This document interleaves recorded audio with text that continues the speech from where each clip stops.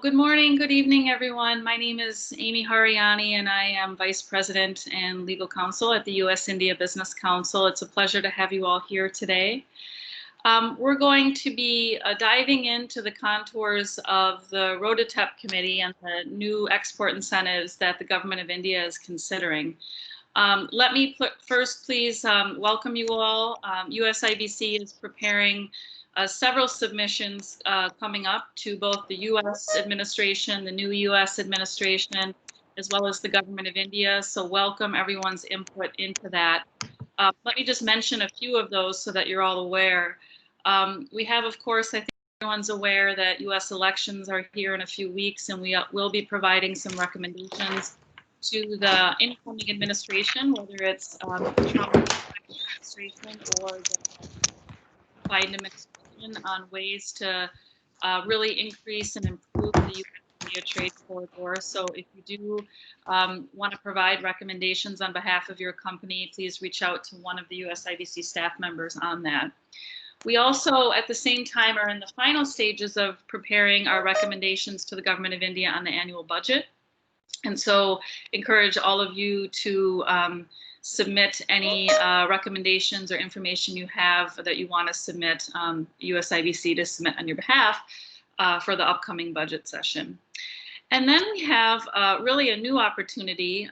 This is the committee which Rohit's going to walk us through, that's going to look at export incentives. And so Rohit will walk us through the committee as well as what they're looking at and the timeline. And at the end of this call, or even during the call, would welcome you all to raise your hand with the hand signaling function if you want to speak, or put it in the chat box if you have any thoughts or recommendations that USIBC should be making to the RoDTEP Committee. Am I saying that right, Rohit? RoDTEP Committee, right? That's right, RoDTEP. Okay.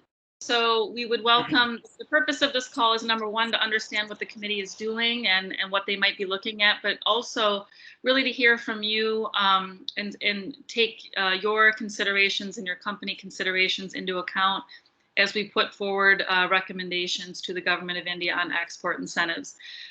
If you don't have or don't want to say that here in this group, you can also email us with any recommendations. So with that, I would just remind everyone, please keep your microphones on mute for the duration of the program until we take questions. Please also keep your cameras off just to minimize distractions and background noise. We'll have Rohit, our speaker, walk us through the presentation, and then as we ask questions, you can unmute yourself and turn the camera on.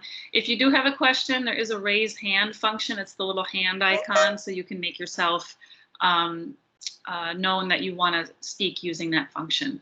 And then lastly, just want to remind everyone that this program is being recorded and will be put up on our social media channels. So Smile, you're on camera. And with that, I'm going to turn it over to Rohit, but before you, let me him to you all. So Rohit is a partner and heads the customs and tax practice at Economic Laws Practice, a tier 1 law firm in India. Rohit has been with ELP since its inception and has over 2 decades of experience in handling advisory and litigation matters in relation to trade, customs, and tax. He's highly respected in his expertise of custom and trade regulation, and he's especially recognized for his knowledge in export controls and customs issues. Rohit regularly advises various multinational companies, domestic manufacturers, importers, exporters, and trade associations on import and export control laws, trade regulations, and customs issues. Rohit has been invited to be a part of the high-level advisory committee formed by the Ministry of Commerce and Ministry of Finance on policy issues relating to customs and tax policies. And he also provides advocacy assistance and makes regular representations to the Government of India on behalf of his clients. So with that, let me turn it over to Rohit to walk us through the RoDTEP Committee and what they're thinking about, and then we'll open it up for questions and conversations after that. Rohit, over to you. Thanks a lot, Amy, for all the nice introduction, and good morning and good evening to all of you. Clearly, as Amy said, this one is one of the completely new subject today that we are going to discuss. When we export the goods from India, we claim a lot of incentives while exporting the goods from India. And in terms of those incentives, all the schemes that we all are aware of, be it EOU, EHTP, BTP, MEIS, CPCG, SEZ, DFIS.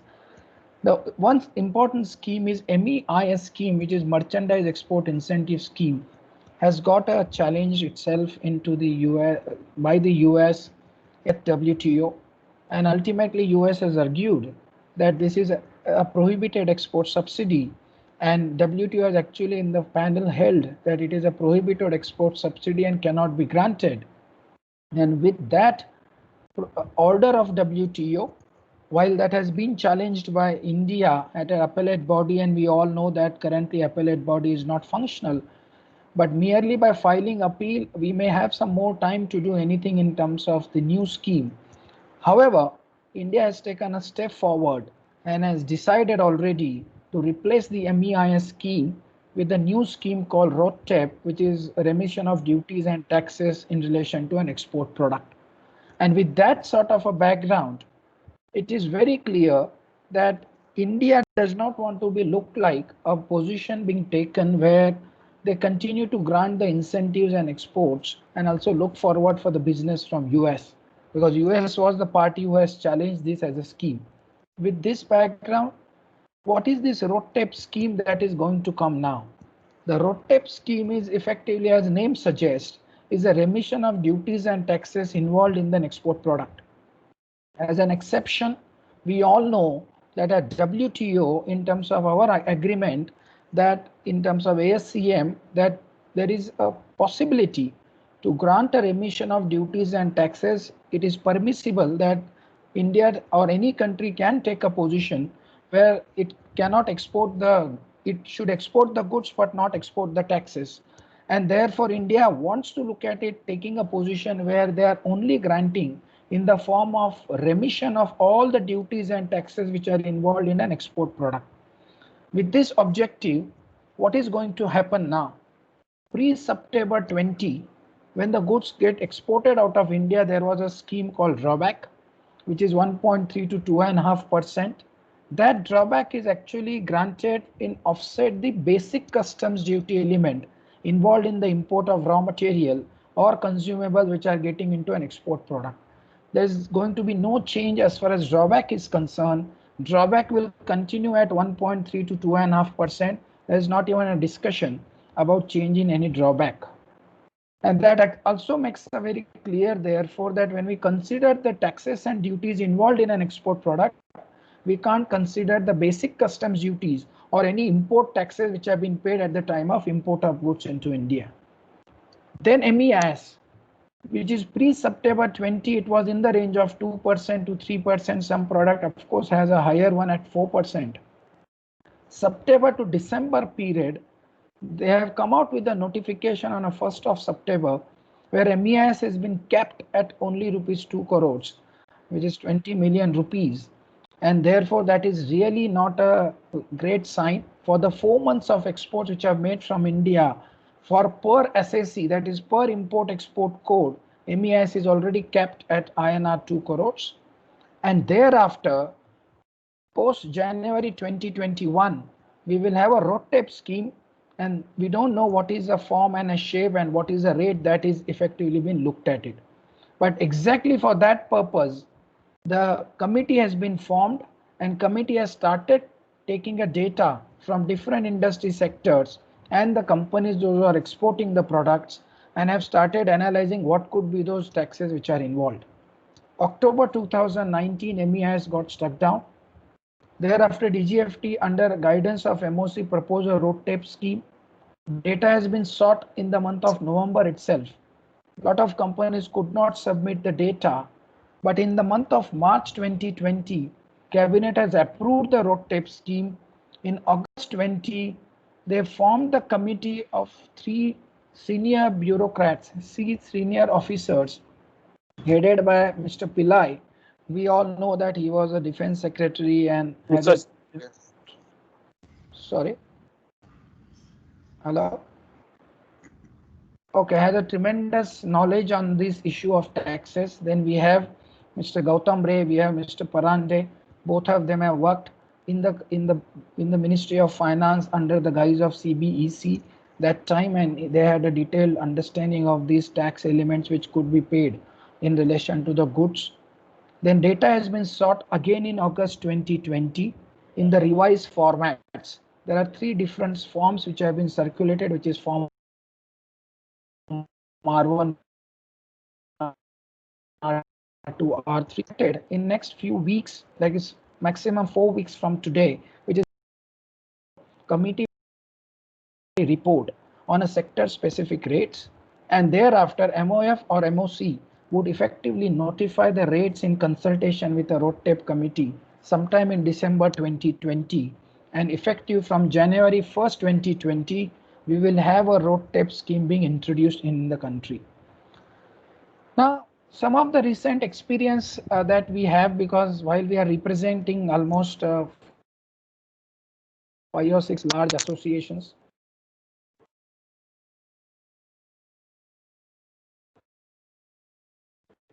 start FMCG manufacturings, and we have worked out the data already for all of these companies and submitted the data to the committee.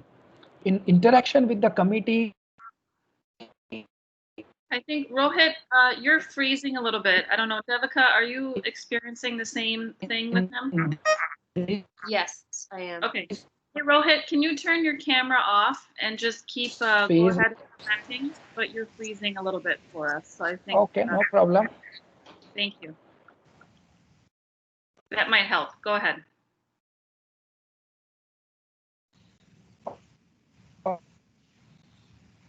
No. Okay.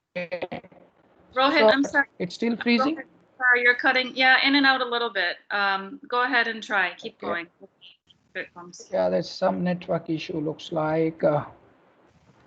Yeah. Okay, I think is it now. better now? Yeah, go ahead, try it. Okay, so some of the details and experience that we would want to share what we had interaction with the committee till now. So the first one is that they wanted actual data to be submitted and which duly supported with the documents. They have made it very clear that they don't want any hypothetical data. They don't want to take a data which is based on standard input output norms, which is based on some industry standards. They want a data which is actually what is the taxes which have been paid by the companies, and they would like to have that data in place. The second one, RoDTEP will be decided based on an HS code. So each HS code will have a different RoDTEP rate. So it is 8-digit SH code is what they have sought, and based on the 8-digit HS code, the RoDTEP rate will be notified for the purpose of this scheme under effective from 1st of January. Most importantly, how will they calculate the rate? Because different organizations are exporting the products outside India. How will they effectively calculate that rate? And what they have suggested that they would do the averaging of the data submitted by various exporters. What do they expect? That at least 60 to 70% of the export should get covered by the data. And if that data is submitted, they will calculate averaging the rate of various data which got submitted, and thereafter they would calculate effectively in terms of the rate for the purpose of that very HS code. And the most important point, the way they have been communicating is that if we don't get the enough of data, they would do the analysis based on their own information, and it appears to us that the recommendation would be a much lower rate than what is actually taxes which are get inbuilt in the export product. And the range which they are looking at is in the range of 0.5 to 0.75 to outer limit of 1%. So if you look at it in that context, it is critical for the industry to come together and submit the data to the committee, make a solid representation as AMI started with as USIBC, and bring to their notice that what all taxes and duties that have been paid in relation to the export of products outside India. One message which is very clear, that they would want to have any scheme which gets introduced now should be WTO compliant. We don't want any further challenge from US in relation to any of the new scheme which they are really introducing now from 1st of January. With this objective, let's get into the most important discussion now, that once in India July 17, what are such taxes which are remained in the product which are exported outside India? Based on study that we have done and the details that we have compiled with for various industry segments, we could identify such taxes which have been put it here on the screen. Some taxes which are directly borne by the company, some taxes which are indirectly borne by the company. So taxes which are directly borne by the company are the taxes which are listed here. So electricity duty and excise duty and VAT on fuel. So electricity duty is still an outside GST which is paid on consumption of a power, and that electricity duty and the excise duty and VAT which is used for the generation of power on the fuel which is paid is a one tax which is directly paid by the company. Then we have GST on building. We know that when we construct a building, effectively on building construction, whatever GST gets paid is not available as an offset, is not available as a credit, and that also becomes a cost when I actually manufacture the product which is exported. One issue comes up, oh, I have not constructed a building now, I have constructed building prior to GST. We have clarified with the committee, and the thought that we had given that let's consider only depreciation what is claimed in this year. Assume 18% of the inbuilt element of tax in that, and that would actually form part of an export product. Stamp duty, property taxes, and other local levies which gets paid directly for manufacturing related activities are also another tax which is getting subsumed as part of a cost when I export the product. Then we have restricted GST ITC, which is in relation to employee related, for pharma sector, physician samples, CSR expenses, and so on and so forth. All of these are restricted GST ITC, which gets restricted when I export the product outside India. And then taxes which have been got paid on involved in R&D, because some of the R&D which have been not directly incurred, they buy exempt services, and there are indirect taxes which have got paid, which is also involved in an R&D. So these are all directly borne taxes which are incurred by the company. Now, when you look at it, indirectly borne taxes, that's where huge number of taxes which gets paid in the transaction. So the first one is that excise duty, VAT on fuel and consumables involved in a freight. Whenever there is a transportation by road, transportation by rail, there is an excise duty, VAT gets paid on a fuel and consumables, which is a large component based on the study and various reports that we have got, that in every freight amount, almost 40 to 50% is the cost of fuel, and on that 47.18% is the excise duty and VAT which gets paid on that transaction, which is of course becoming part of my export product when I look at it in that context. We pay GST and Scis on coal used for electricity generation. So many of you may not have a in-house or captive power plant. Therefore, you buy electricity from a utility service provider. Sorry. Request everybody to please go on mute.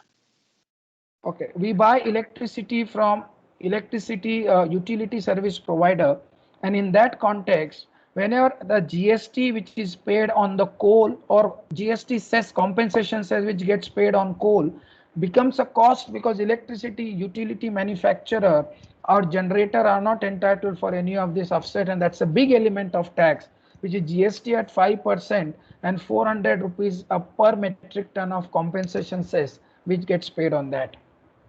Inbuilt taxes on raw materials and packing material.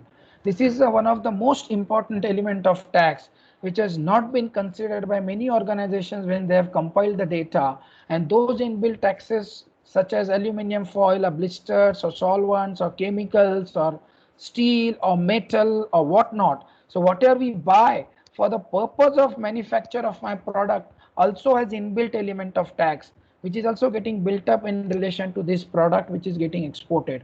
Tax in inbuilt in metals used in a plant and machinery, or tax on immovable property or operation of cost in port charges. Because we are talking about export outside India, huge terminal handling charge, the port handling charge, all of these taxes get paid at a port level, which is a GST, but to provide those services, port incurs various taxes which are on immovable property, power and everything, which is also getting in part of my port charges and getting exported as part my export product.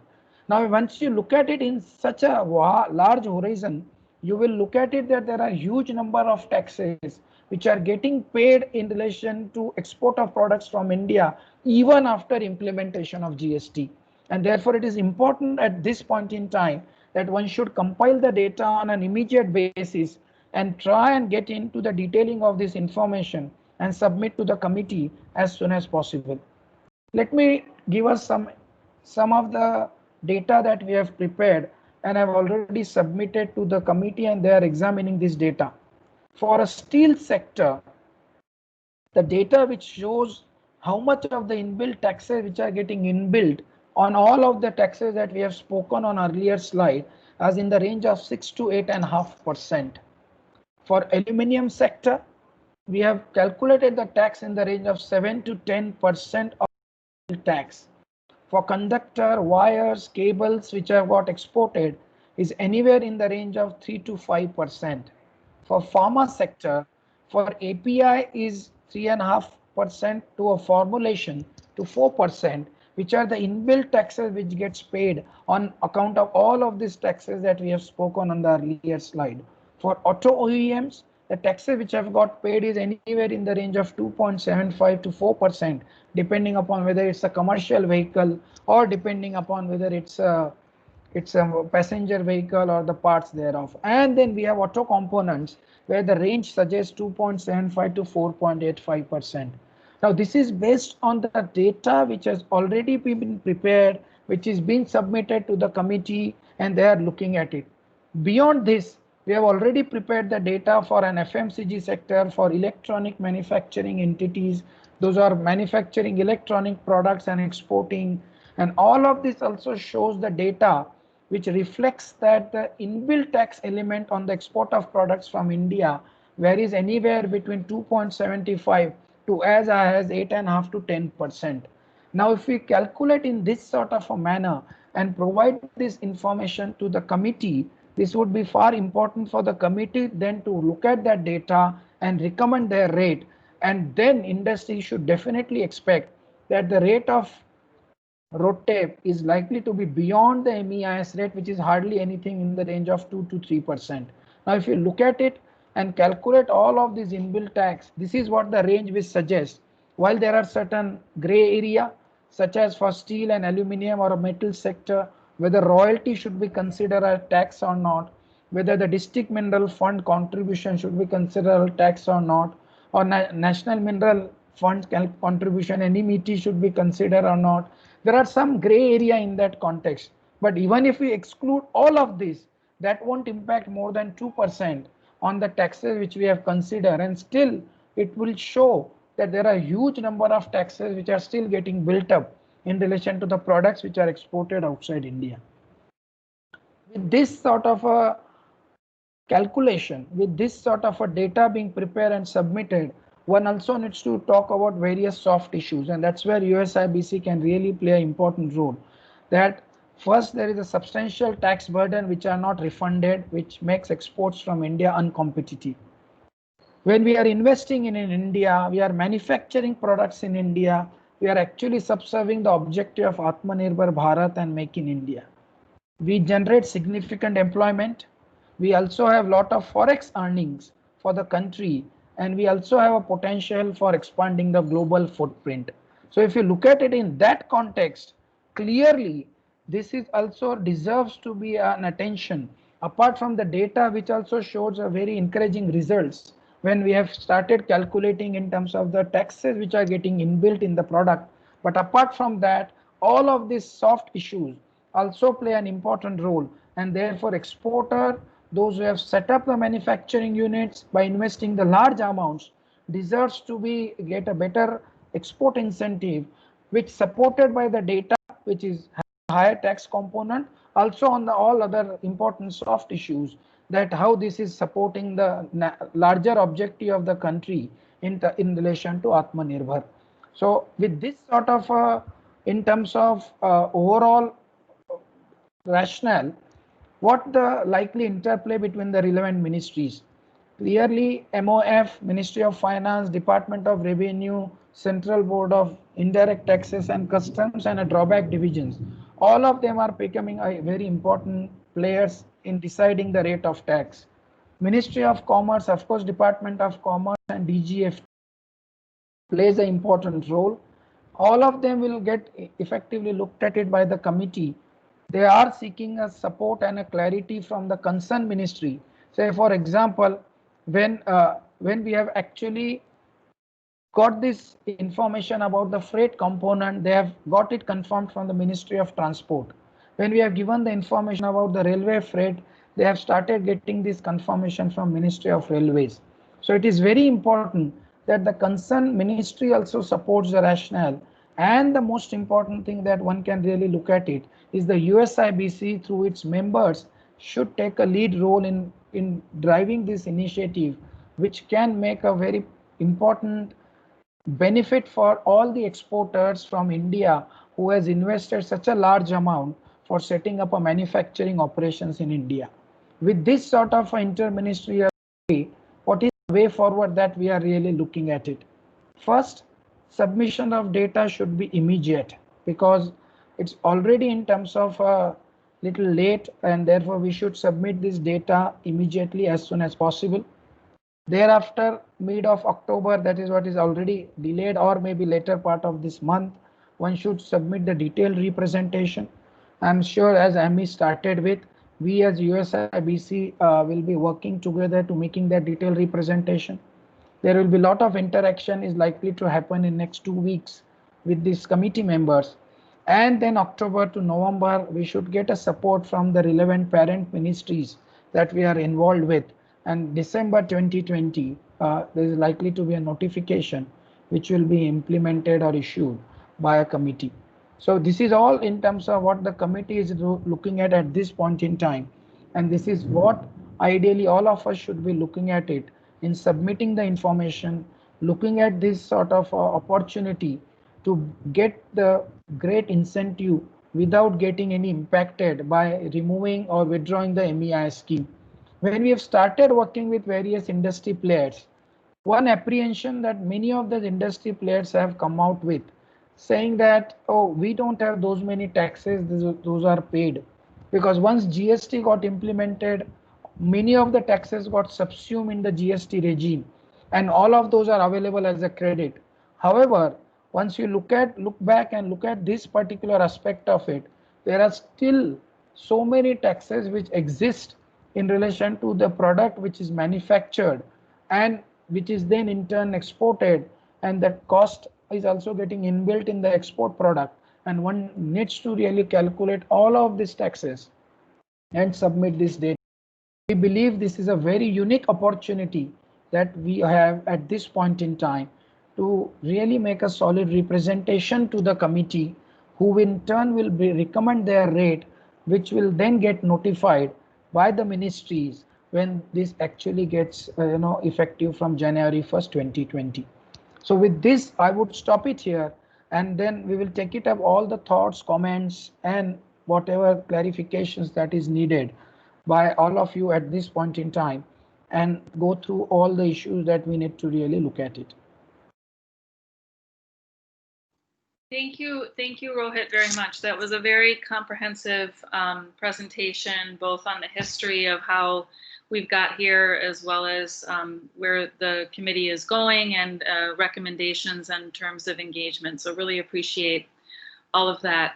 As I mentioned, if you have any questions, you can signal your questions by raising your hand and indicating that you want to ask a question and unmuting yourself. You can also put it in the chat box if you prefer, and I'll ask it for you. Rohit, I think let me just start with one question I have, and then we can see if others have questions.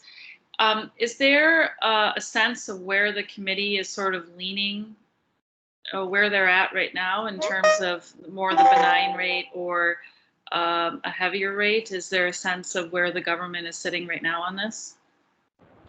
The sense that we are getting is that first of all, government is looking at it that they want to support the exporter. Okay, is the first objective. Yeah. The second one, at the same time, we all know that currently the government is struggling with the availability of funds and the resources. So they would look at it notifying the rate beyond MEIS is only in a justified cases where it is supported by proper data and it is one of the sector which is given as a priority sector or a champion sector which is got identified by the government of India. So then only we should expect the rate beyond the existing MEIS rate. But if it is not supported with the rate data, then it is likely to be a very lesser amount of incentive, anywhere in the range of 0.5 to 0.75 in that range, which is currently being paid paid in the range of 2 to 3%. So the industries, those who have come forward, have submitted the data, they will definitely likely to get a much better attention. And as long as they are also part of the champion sectors by the government of India. Okay, thank you for that. We have one question coming in on the chat box. Is there any update on the Scis scheme, export incentives for the service industry? Yes, in fact, unfortunately, in the current state of affairs, we still don't have a notification of SCIS being continued for the purpose of this year, which is for the year April 20 to March 21. However, when the foreign trade policy got extended in the month of March 20, they have made it clear that we will also continue the SCIS scheme. There is no proposal at this point in time to withdraw the SCIS scheme.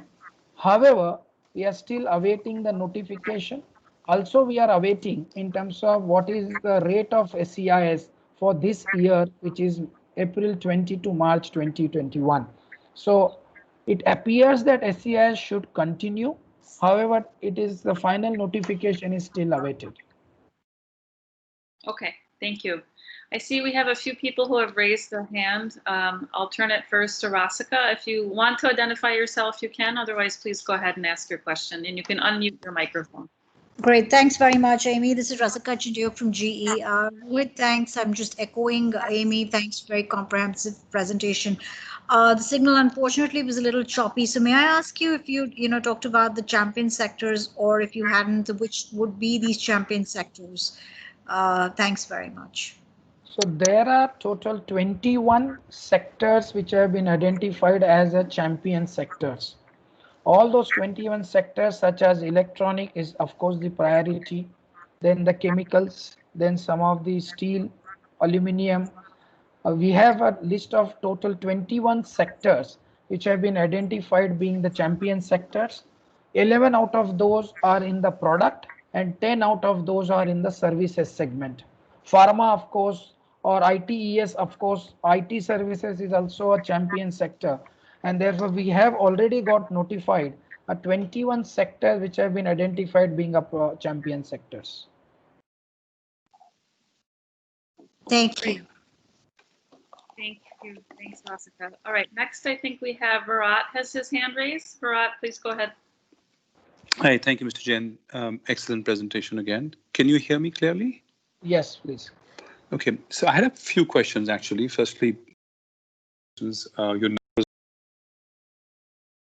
both interesting and aggressive. So I just want to make sure that we are on the same page, because we've done some calculations for our sectors and they don't come anywhere near what you're recommending, but we're very encouraged by the fact that this is a range in which these numbers can come through. Now, I had some fundamental questions, and I ask you a few of them, and then you can sort of respond. Firstly, there's, as you know, this is 2.5%, 2 to 5% was the MEIS being given on exports, covering 4,914 items to begin. Tariff lines increased to 1,059, which constitute nearly 75% of all the traded products. If they're going to collect information as you say they are, this can be a very, very long exercise to get hold of chartered accountant certificates, specific information on every single sector for 8,059 lines is certainly something that the government of India, with all its might, not leave alone the three-member team, can't finish.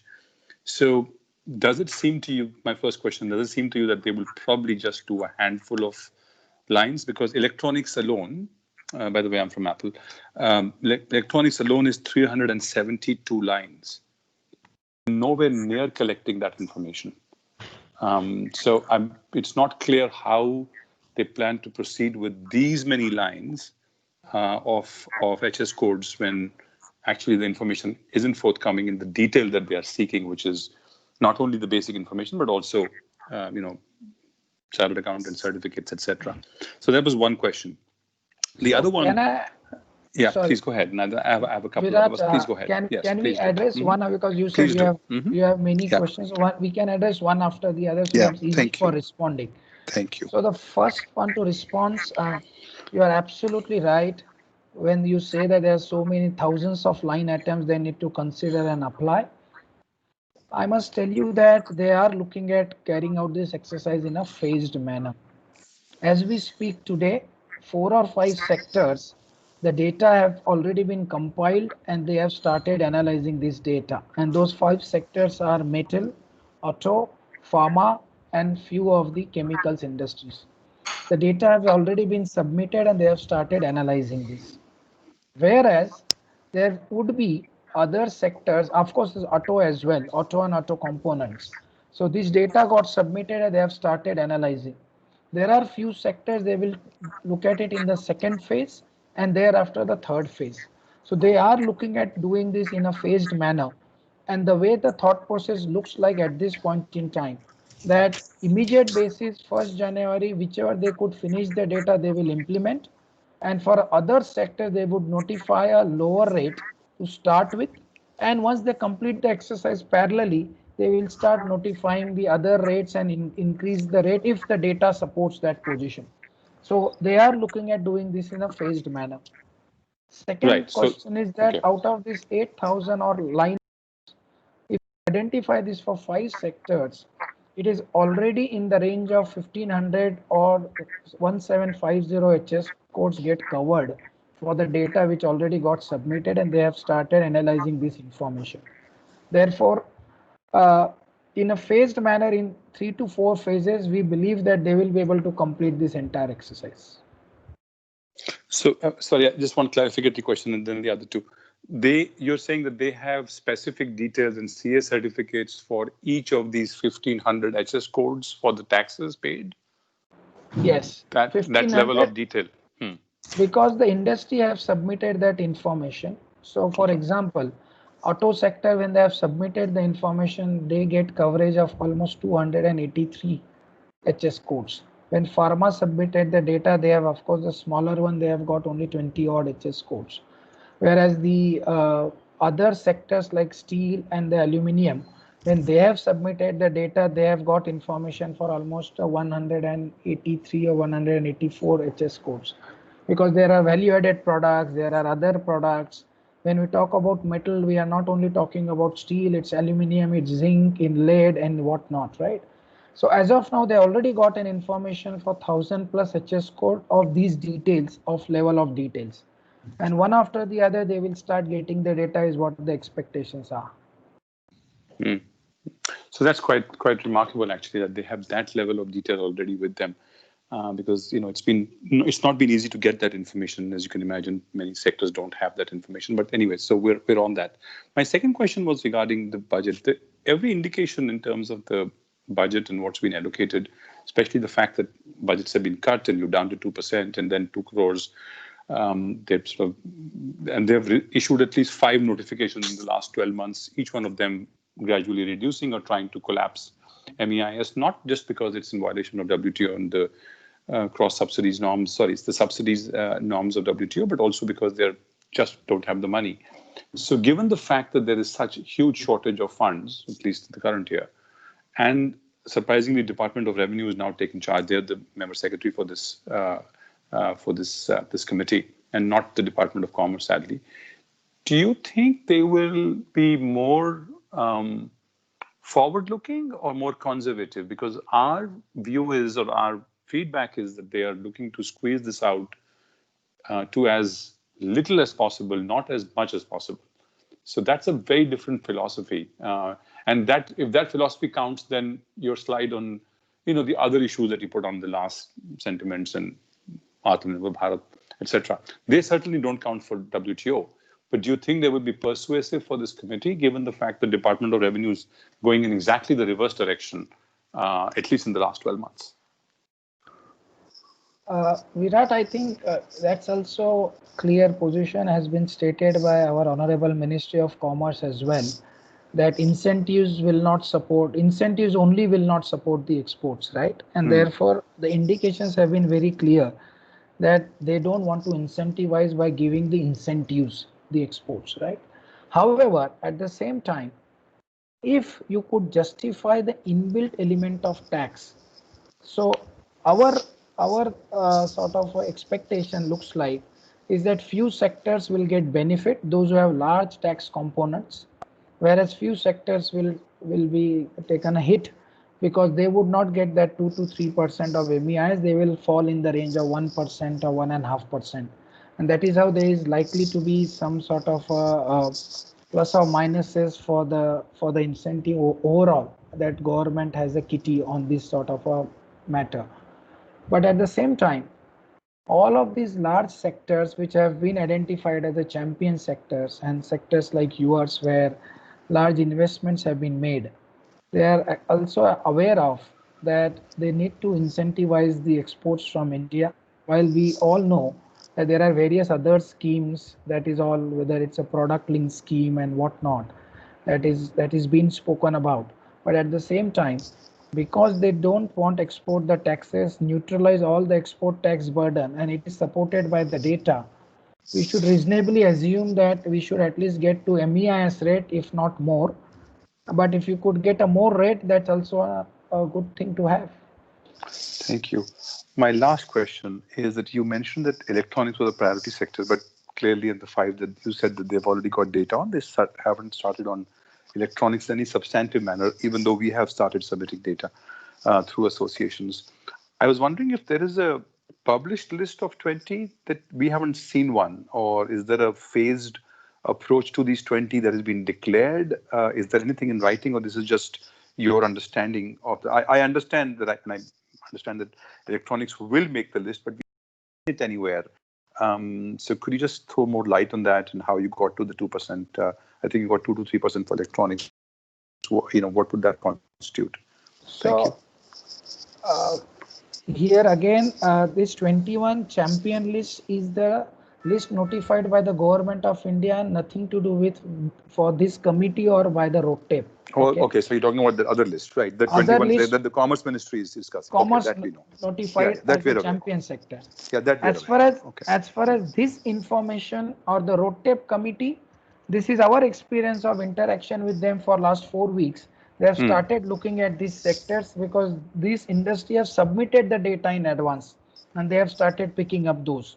They already had the association meetings, and they have also already given their thoughts or asked for the additional clarifications from these relevant players.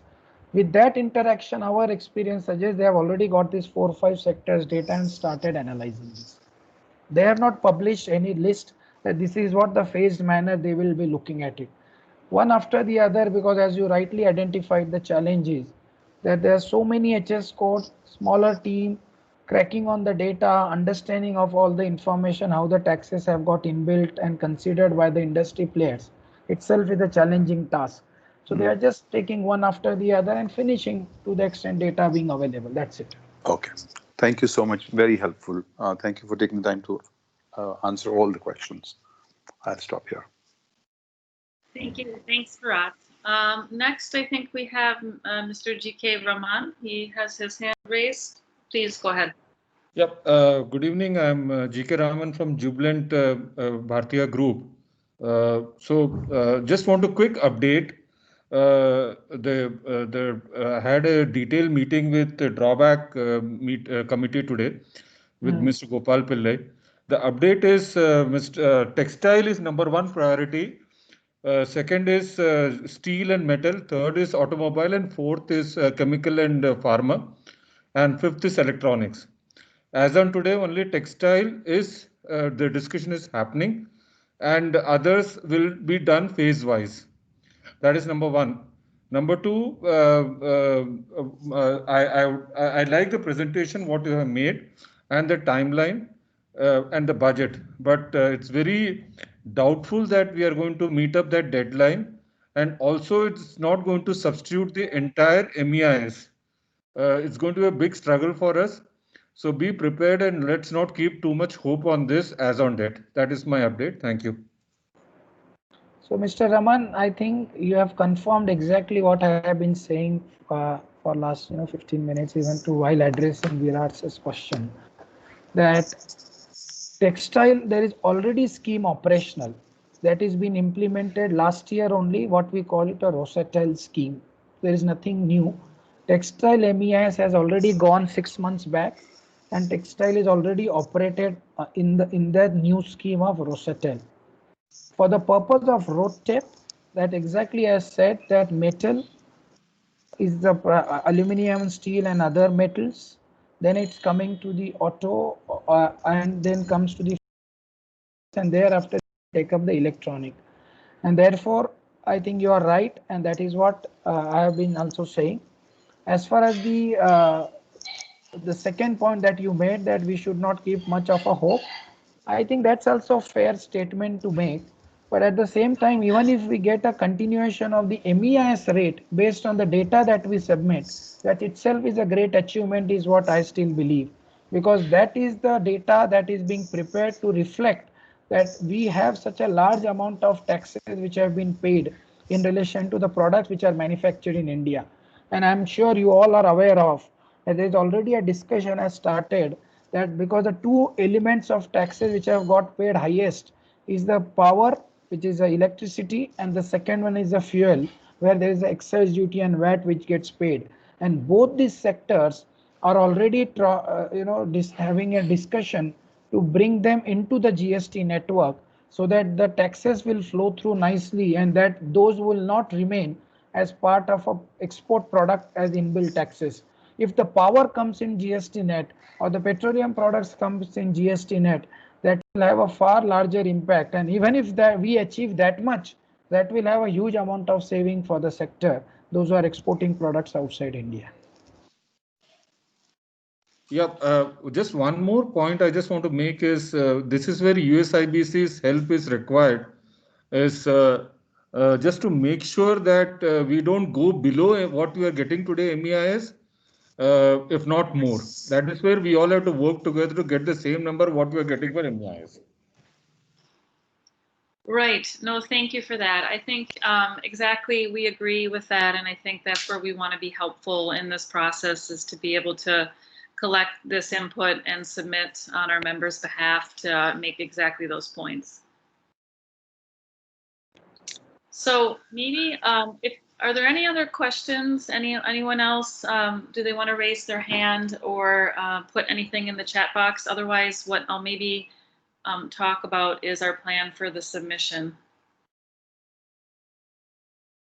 Okay, so as Rohit had said, the submission is basically due immediately. So we would plan over the next few days. Amy, I think we have one more question from, oh, there was a hands up and now it's gone. Virat just forgot to take his hand down. No. I think there was another question from Kulin. Yes. Okay. Yeah. Hi. Just a quick question. This is Kulin. Thank you very much. Brilliant presentation. I just wanted to know, Mr. Jain, what would you say is the proportionate application of the various indirect tax heads for the various sectors that you actually presented today? Like you mentioned, power and transport. In the total cost, what would be the proportionality of transport and electricity, like in the auto sector, the pharma sector, etc.? So fuel and transport would constitute almost in the range of 0.75 to 1% of that range. Okay, as far as the taxes involved, 0.5 to 0.75. But the other taxes which are getting involved in the indirect manner, say for example, we all know that we can't export the product without having a factory building. And on a factory building also, I don't get a GST credit, which is also a large cost for all these sophisticated sectors like pharma and auto, where they have large, factories which have got set up, and that is also becoming a large cost. Other is the port charges. Then others are inbuilt element of tax. So let me talk about auto, that when they buy the products, any of the raw material, most of the raw materials are 60 to 70% is either made up of metal or made up of plastic, made up of rubber, made up of some electrical components. All of this has an inbuilt element of tax. So if I'm buying aluminum component, it has an aluminum in the range of 60 to 70%. And what we have seen as an aluminum inbuilt tax is anywhere in the range of 4-5% if we exclude royalty and other taxes or other levies, but it can go up to 7.5%. So if you look at it in that context, the inbuilt element on the raw material and the packing materials is one element of tax. Second is a fuel and the power related taxes. And third is the, which is many of the organizations have missed while calculating, is this non-creditable element of GST, such as building, such as employee related, such as all other taxes, which are still in the GST but not available as a credit. And that is effectively helping us to improve the rate and submit the data, which is going beyond 2 to 3% what is being granted as MEIS today. Thank you. Thank you so much. Just one quick question. Would you have a sense of what is the electronics manufacturing data looking like in terms of proportionality? Because there the inputs may not be as high as the metals sector, and I'm now including all longs and flats, aluminum, steel, etc. But from an electronics perspective, would you have any sense of what the proportionalities could be, or what does it seem to be looking like? Electronic we are still working upon, but it's definitely not looking like that high. The important reason for that is that electronic, there is still huge import today happens, right? And on account of import of various component and all of the raw material elements, we can't consider any inbuilt tax, because import happens. In import you only pay import taxes, except the transportation and the port charges. You can't have any other taxes which are getting inbuilt on a raw material.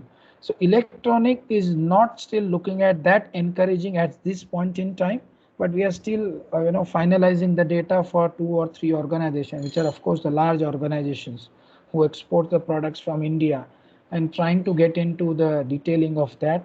Hopefully we should get up to MEIS rate at least. Thank you so much, Mr. Jain. Thank you so much. Rohit, this is Sandeep from USIBC. Just a very quick question. I mean, this is in terms of the modalities, different from the old. This is now a fully automated kind of a route which is going to come in. So is it anyway different from the earlier MEIS, the RoDTEP scheme? I'm just talking about the physical implementation of the scheme. As of now, they are looking at also like a script of MEIS, but one representation that we have already made, that let's make it, instead of script, make it a cash like a drawback. So that will of course help and straight credit that much of amount to our kitty like a drawback, and therefore that will help the exporter. And Sandeep, you have raised a great point, and this is something we should take it up as USIBC. Don't get into a script mode like a MEIS. Please grant us like a drawback mode or RoDTEP rate, because that is also effectively you are giving me straight cash in my account, and that will still help the exporter a lot.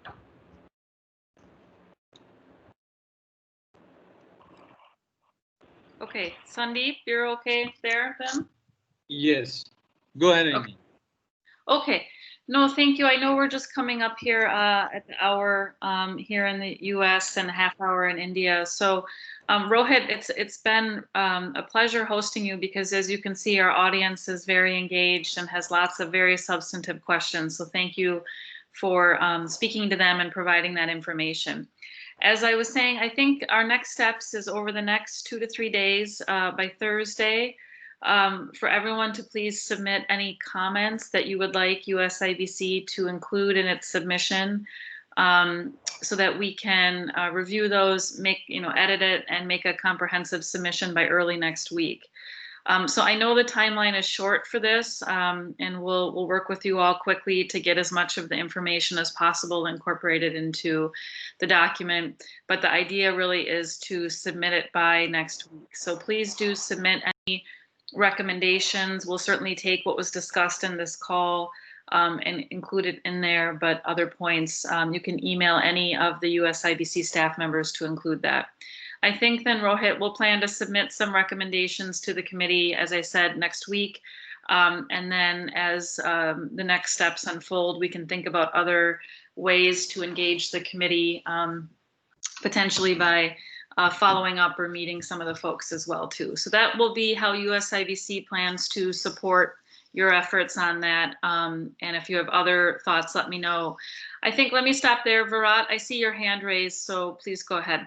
Hi, just in terms of modalities to put this input together, do you have a draft that you're circulating which has been prepared and which we were supposed to provide comments, or should we just provide inputs that will then be collated into a draft? How would we proceed on this? Well, we don't yet have a draft, but we'll be working that in tandem with the comments that you receive. But I think for us, since the time is so short and we really want to get this in by the end of the month, since we think that their decision is going to be imminent, if you want to send us comments, we'll certainly take into account what was discussed today. But there may not be enough time to wait for a draft and then react to it very much. So good point. No, that's a good point. We will start sending you stuff immediately. Okay. Great. I think that is all we have for now. I appreciate everyone providing input, and importantly, Rohit, thank you so much for your insight and knowledge into this very important topic. As I mentioned, I know our members are very keen to do more on this, so we look forward to working with you and your team to take next steps on this, and appreciate all the guidance and input that you've given us today. So on behalf of the US India Business Council, thank you so much for joining us. Wish you a very good rest of your day if you're here in Washington, or a good evening if you're in India. Thank you, everyone. Thank you, and thank you, USIBC, for this opportunity. Thank you very much. Thank you. Thank you.